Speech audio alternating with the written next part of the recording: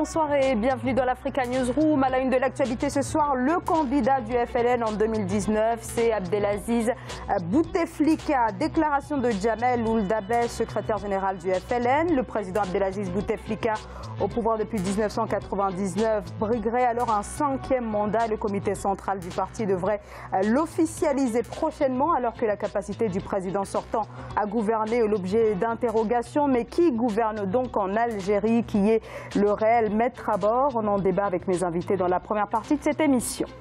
Au programme également, les hésitations du Nigeria quant à l'accord de libre-échange continental africain. Le ZLEC, un marché commun de plus d'1 milliard d'habitants. Pour le président Mouhamadou Bouhari, les conditions préalables sont loin d'être remplies afin de profiter pleinement de ce marché.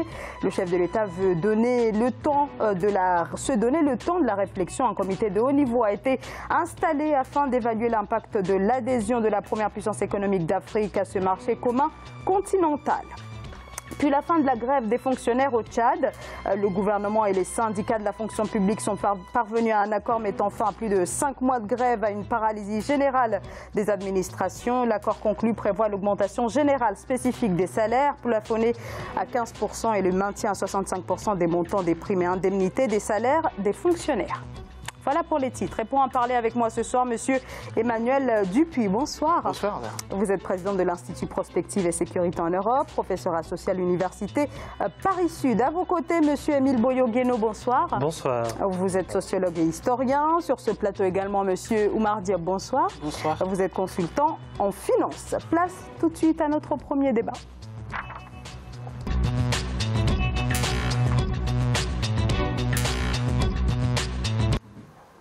Le président Abdelaziz Bouteflika, 20 ans de pouvoir, sera-t-il de nouveau candidat à sa propre succession en avril 2019? Oui, si l'on en croit le secrétaire général du FLN, Jamel Ould Abbès. Aucune confirmation en revanche du chef de l'État sortant, Abdelaziz Bouteflika, 81 ans, un président à la santé fragile depuis un AVC en 2013. Le chef de l'État qui depuis ne fait que de rares apparitions. On écoute l'analyse de Faisal Metaoui, journaliste au quotidien algérien El Watan.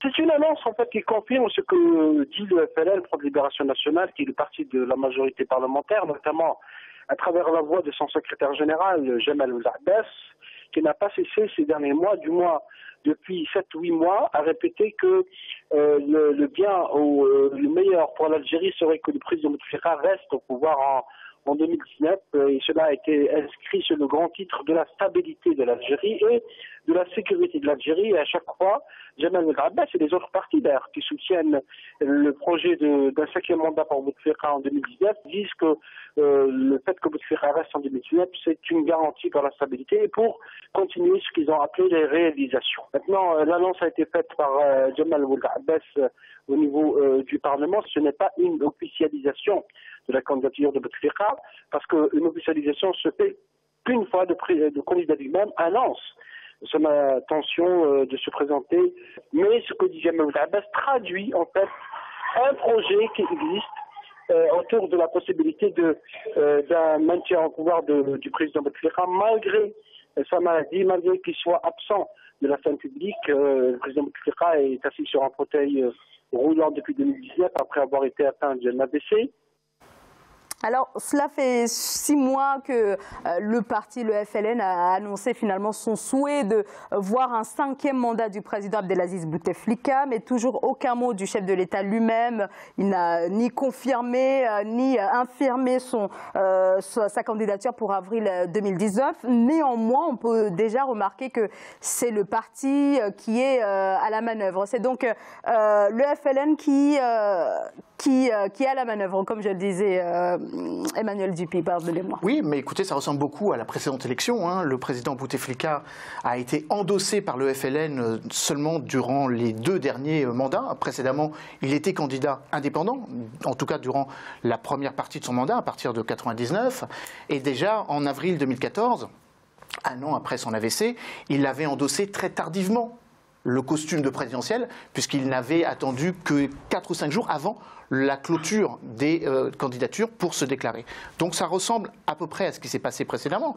Et la manière dont le comité central du Front de Libération Nationale procède traduit le fait qu'on est dans une démocratie un petit peu particulière, où à côté d'un parti qui n'est plus un parti unique, il existe encore une culture du parti unique, d'une certaine façon, du centralisme démocratique, où ce sont les militants qui appellent le président du parti. Le président Bouteflika est président d'honneur du FLN depuis 2013. Précédemment, il ne l'était pas. Et donc, il y a effectivement une sorte de continuité. Ce n'est pas un changement, c'est une continuité. Votre reportage montre bien qu'on est dans une situation un petit peu particulière.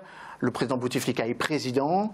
Il voit symboliquement un certain nombre de responsables politiques, Angela Merkel il y a de cela quelques semaines, mais les décisions et la réalité de pouvoir est exercée par le Premier ministre Ouattara. Alors, une décision avant tout du parti, Emmanuel Dupuy parle d'un appel. Est-ce que ce n'est pas plus que ça, Émile Boyo-Gueno? Je pense que c'est un jeu de dupes, tout est plié. À mon avis, tout est plié, se représentera. Et ce qui doit interpeller ici les observateurs sur cette question, c'est à la fois ce que vaut la démocratie algérienne aujourd'hui. On a un parlement qui est bicéphale, une assemblée nationale bicéphale aujourd'hui. Ça interroge quand même un tout petit peu. Il y a un président qui est en train d'être élu alors qu'il y a un autre président de l'Assemblée nationale qui est en fonction pour des prétendus détournements de deniers publics. Ça, c'est une autre question.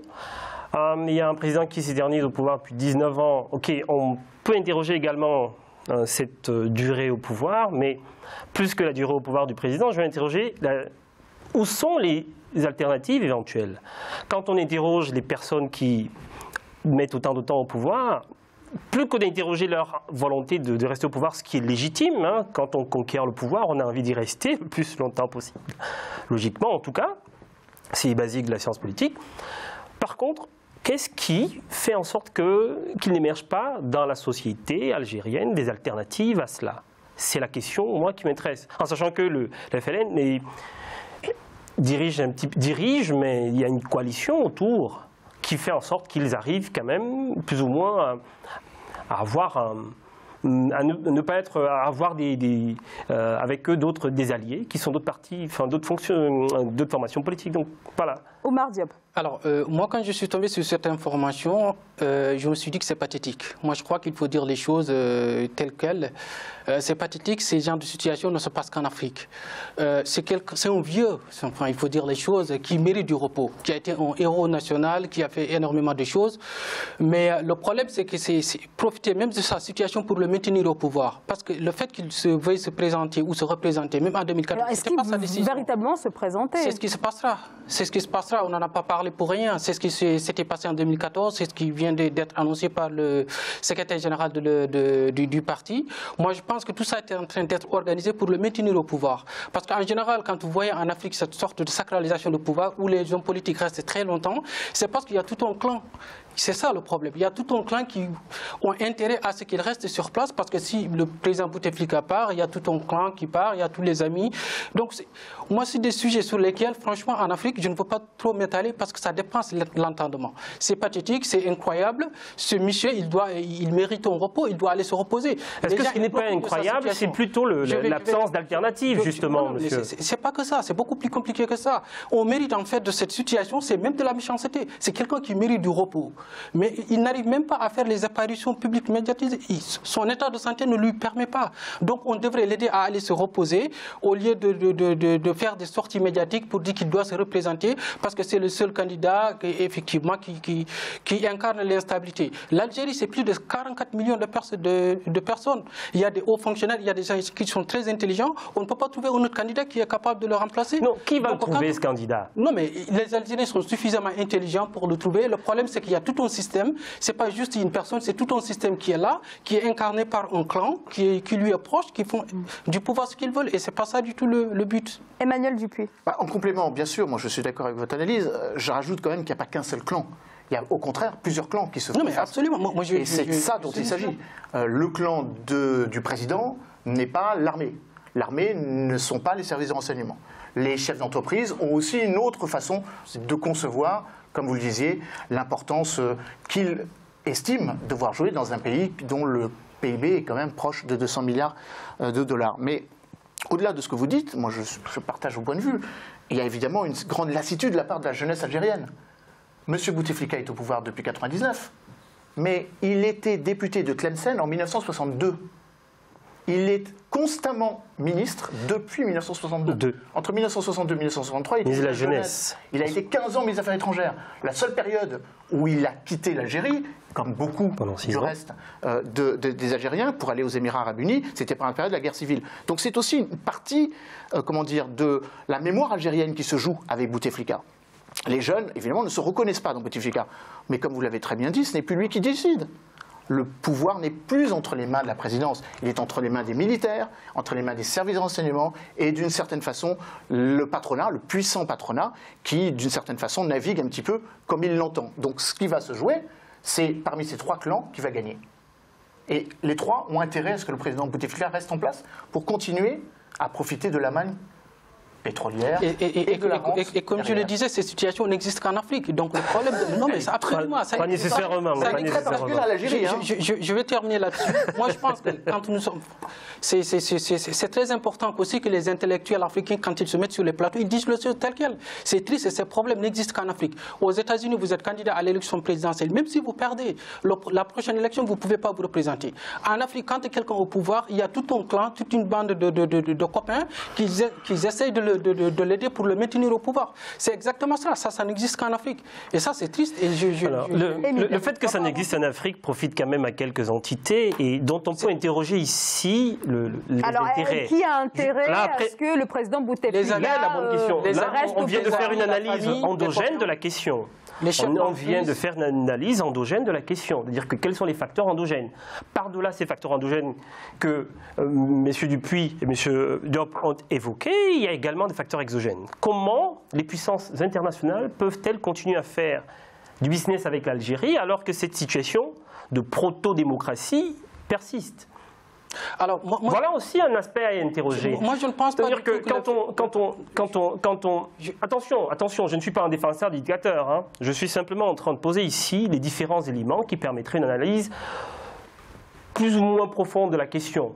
Et il y a une situation de proto-démocratie qui existe là. Il y a un Parlement qui est bizarre. Il y a un président qui a l'intention de se présenter même de son grabat, c'est-à-dire que, même du lieu où il serait couché. Alors, pardon, mais le président ne l'a pas encore entendu sur cette question. Qui pourrait, c'est pour ça que je dis qu'il pourrait se présenter. Et donc, on a cette situation. Par contre, on a ces chancelleries internationales qui continuent à faire du business avec ce pays. Alors qu'avec d'autres pays, tout de suite, ils ont montré leurs muscles en disant alors s'il n'y a pas de démocratie, s'il n'y a pas d'élection, s'il n'y a pas d'alternance, on va couper les vivres, on va couper ceci, on va couper ça. Oumar Diop et ensuite Emmanuel. Il faut interroger la question de plus. Et il faut aussi s'interroger sur, ok, la jeunesse algérienne est peut-être lasse, mais le problème, comme disait M. Dupuy, elle est peut-être lasse, cette jeunesse algérienne.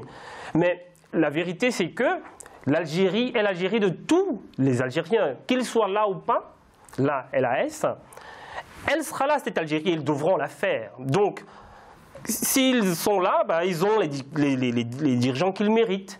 Ou alors, ils se réveillent. Dans tous les cas, s'il n'y a pas d'alternative, ça ne peut pas être de la faute uniquement, enfin, du moins exclusive, des dirigeants actuels. C'est ce que je veux dire. Oumar Diop. Alors, moi, tout à l'heure, vous avez cité les puissances internationales. Moi, je ne crois pas du tout que le fait que Bouteflika reste aussi longtemps au pouvoir, qu'il a été appuyé par des puissances étrangères. Il faut qu'on sorte de cette idéologie qui consiste à dire que les problèmes sont toujours de l'extérieur. Le développement, ça doit être quelque chose d'endogène. Moi, je pense qu'aujourd'hui, en Afrique, la démocratie n'existe pas dans plusieurs pays. Ce qui existe, c'est des clans. La démocratie n'existe que dans des dictionnaires.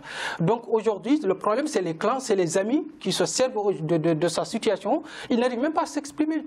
Vous avez dit tout à l'heure qu'on ne l'a pas encore entendu. Ça, c'est une stratégie qui est très claire.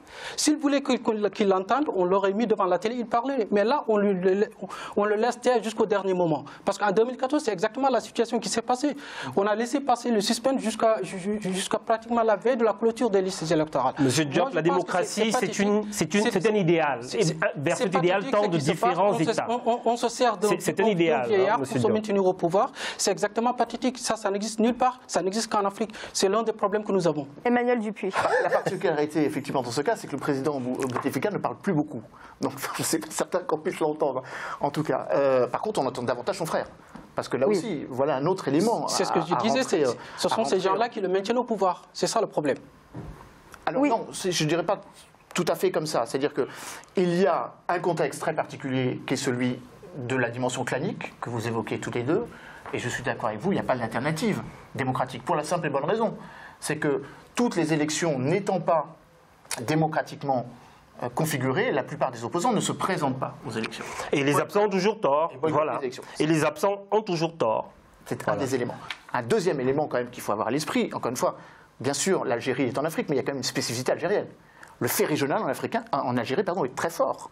On ne vote pas du tout de la même manière, on ne conçoit pas du tout la même trajectoire politique, économique et sociale quand on est en Kabylie ou quand on est dans le nord de l'Algérie et le sud de l'Algérie. C'est un pays immense qui n'a pas tout à fait encore constitué ou reconstitué sa capacité d'unité nationale. La seule chose qui unit les Algériens, c'est la guerre d'indépendance, c'est la guerre de libération nationale. Il faut avoir à l'esprit que la plupart des généraux qui sont actuellement au pouvoir étaient combattants dans l'armée de libération nationale, dans l'armée des frontières, et donc on fait la guerre d'indépendance nationale. Et ça, c'est sans doute ce qui unit le clan en particulier, cette notion de panafricanité. Nous avons combattu un État qui nous a oppressés. C'est pour ça que l'Algérie n'est pas forcément l'État dans lequel il est le plus facile de faire des affaires. Bien au contraire. C'est un État qui fonctionne encore à la manière soviétique, avec une autonomie autogestionnaire, avec l'obligation pour une entreprise étrangère de ne posséder que 49% de l'entreprise dans laquelle elle investit. Donc il y a encore beaucoup de chemin. Et de ce point de vue-là, l'Algérie fait partie aussi des pays qui ont connu des évolutions. On parle de l'Algérie maintenant, qui tend à se refermer. Mais l'Algérie des années 90-91, avant la guerre civile, était une Algérie dans laquelle il y a eu une logique de libéralisation, dans laquelle on a fait un appel d'air très fort, non pas vers les puissances seulement occidentales, mais vers aussi la capacité de dialoguer et de coopérer de par la Méditerranée ou de par le Sahara. Donc il faut avoir quand même une vision un petit peu plus nuancée. L'Algérie s'inscrit aussi dans une notion que l'on a tendance à oublier d'un pays qui est sorti d'une guerre civile. Il y a quand même eu plus de 150 000 morts dans les années 90. Et cela est un puissant facteur ou un puissant vecteur de statu quo. Merci beaucoup. On continue d'en parler. Je crois que Oumar Diop, vous voulez intervenir. On continue donc de parler de cette possible candidature du président Abdelaziz Bouteflika donc en avril 2019 à l'élection présidentielle. À tout de suite.